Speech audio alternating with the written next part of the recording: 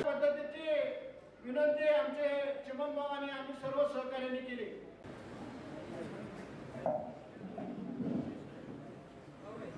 आष्टाचर यांच्या सोयी आपले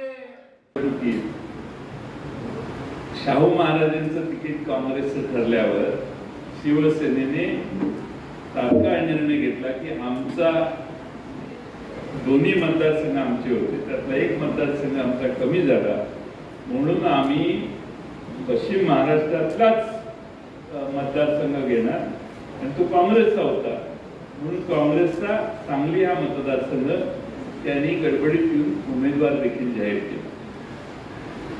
आता उमेदवार त्यांनी जाहीर केला, आपण आघाडीचे घटक आहे म्हटल्यावर आघाडीच्या मर्यादा सांभाळायला पाहिजे। तर मी नेहमी सांगायचं मला त्या 10 उमेदवारांची माझ्या काळजी होती, माझ्या 10 कुठल्याही उमेदवारांच्यावर परिणाम होता कामा नये आणि काँग्रेस आणि शिवसेना या दोघांनाही दुखवणं हे उमेदवार या नात्याने, कारण मी इथं कुठलीही कृती केली तरी काँग्रेस आणि शिवसेना यातले कोणी घटक दुखावले तर माझ्या ह्या 10 मध्ये कुठं असहकार झाला तर अडचण होईल।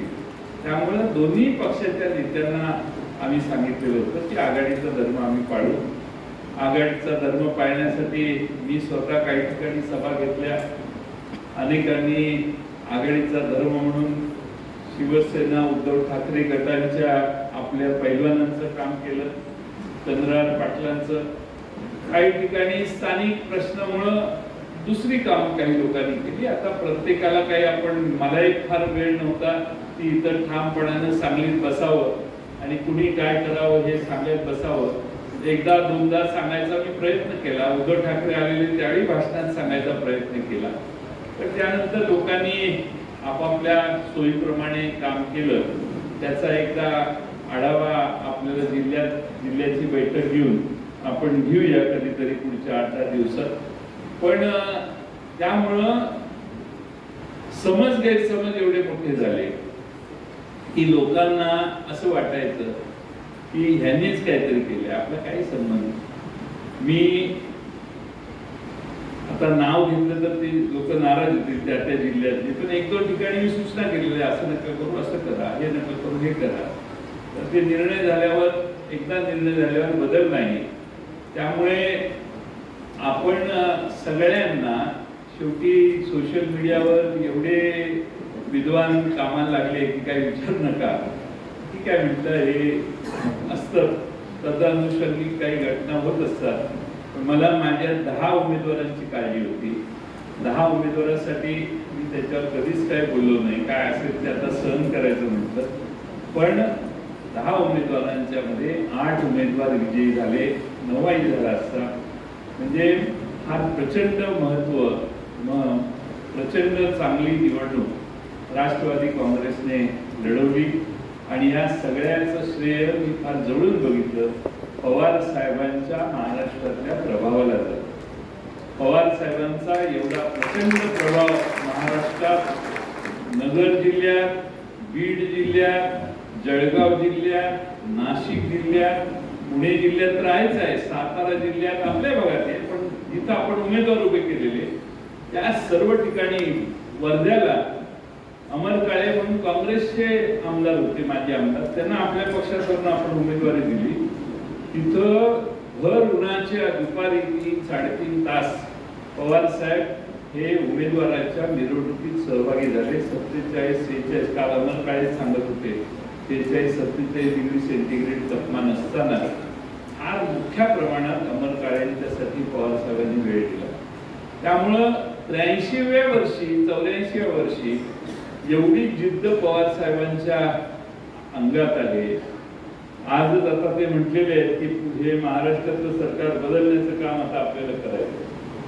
एवढी जिद्द ह्या वयात येऊ शकते, फिरू शकतात, ते सर्व ठिकाणी जाण्याची जिद्द आहे आणि आजही पायाला भिंगरी लावून पवार साहेब फिरले, याचं श्रेय पवार साहेबांच्या विजयाचं श्रेय खऱ्या अर्थानं पवार साहेबांच्या मेहनतीला, पवार साहेबांच्या कष्टाला पण आहेच।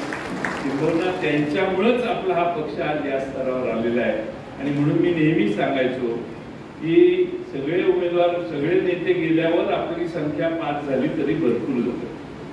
पण पवार साहेबांचा प्रभाव महाराष्ट्रात एवढा मोठा आहे, एका व्यक्तिमत्वाला एवढी आपुलकीनं लोक मानतात, हे मी माझ्या डोळ्यानं अनुभवलेलं आहे, पाहिलेलं आहे. आणि म्हणून पवार साहेबांचा विजय या 8 लोकसभा मतदारसंघातल्या लोकांनी करायचं ठरवलं. लोकच पवार साहेबांच्या मागे उभा राहिले. मग बाकीची सगळी कारणं आहेत, पक्ष फुटण्यापासून सगळीच कारणं आहेत, पण लोक ठामपणाने पवार साहेबांच्या मागे उभा राहिले. हे एक फार मोठं काम महाराष्ट्रात झालेलं मी बघितलं. आणि मला खात्री आहे की उद्धव ठाकरे आणि शरद पवार साहेब या दोघांच्या मागे महाराष्ट्र ठामपणाने उभा राहील. शिवसेनेच्या 2-3 जागा काही अडचणीमुळे गेल्या तिथल्या स्थानिक थोड्या याने, पण एक 2-4 ठिकाणी शिवसेनेचा सहज विजय होईल. आणि मला असं वाटत होतं की शिवसेना 13-14 वर येईल आणि आम्ही सगळे मिळून 34 पर्यंत 35 पर्यंतही जाऊ शकू, असा आमच्या सगळ्यांचा अपेक्षा होती. पण ठीक आहे, लोक आम्हाला म्हणायचे तुमचे 17-18 आहे ना. आम्हाला सुरुवातीला म्हणजे काय दम नाही तुमचं काय 17-18 तिकडे काय जोरात आहे, काय आहे, तुम्ही काय कशी निवडणूक लढवणार, काय सांगताय, असं सगळे आम्हाला हिनवायचे.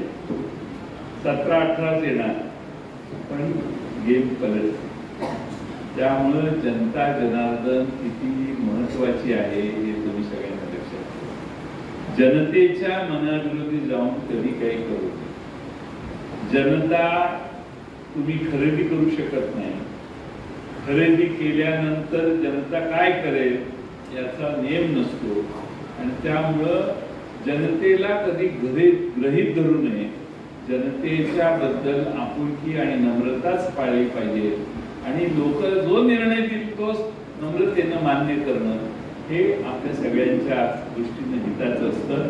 आणि म्हणून महाराष्ट्रातल्या जनतेनं या महाराष्ट्रातल्या आणि दिल्लीच्या सरकारला बाजूला सारण्याचा निर्धार केलेला दिसतोय, तो मतातून दिसतोय. एबीपी माझा, उघडा डोळे बघा नीट.